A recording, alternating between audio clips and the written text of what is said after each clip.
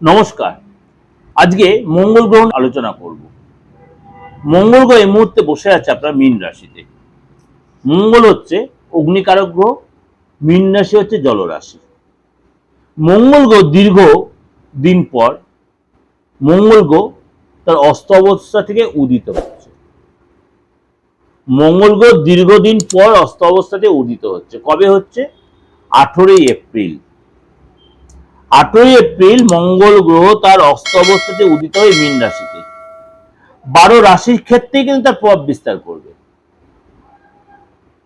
মঙ্গল হচ্ছে ঊর্জার কারক গ্রহ, ডেভেলপের কারক গ্রহ, সম্পত্তির কারক। অর্থাৎ মঙ্গল উদিত হবে যখন কিছু কিছু রাশির জন্য যথেষ্ট ডেভেলপিং হবে, কিছু কিছু রাশি কিন্তু সতর্কতা এবং সাবধানতা অবলম্বন করতে হবে এবং প্রতিদিনমূলক একটা পরিস্থিতি বা সতর্কতামূলক পরিস্থিতির সম্মুখীন হতে পারে।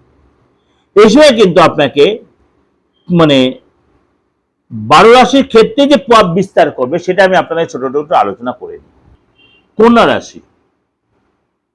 কন্যা রাশি আপনার জন্য এই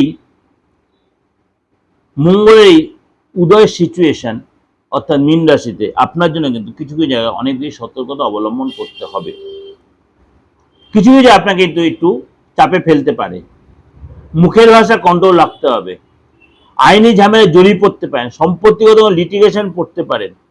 জীবন সঙ্গী হিসেবে আমরা মতভেদ বা মতপাত, আপনি পার্টনারশিপ ব্যবসা করে সেখানে আপনার চাপ হতে পারে এবং ছোট ছোট বিষয়ে আপনি অনেকটাই বড় করে দেখে আপনার মধ্যে একটা খিটখিটে মেজাজ হতে পারে, প্রেশারটা বেড়ে যেতে পারে, পেটের প্রবলেম হতে পারে। এই সময় কিন্তু আপনার ট্রানজিশন অনেক বেশি সতর্ক থাকতে হবে, নয়তো কিন্তু আপনার ভুল জায়গায় ভুল ট্রানজিশন আপনার অর্থ বেরিয়ে যেতে পারে। পেটের প্রবলেম, রক্তজের প্রবলেম, কথাবার্তার দ্বারা কোনো রিলেশনের ডিস্টার্ব, এগুলো কিন্তু আপনাকে অনেক বেশি সতর্ক থাকতে হবে। সুতরাং আপনাকে এই ব্যাপারগুলো একটু নিজেকে ঠান্ডা মেনটেন করতে হবে যে আপনি কোনটা করবেন আর কোনটা করবেন না।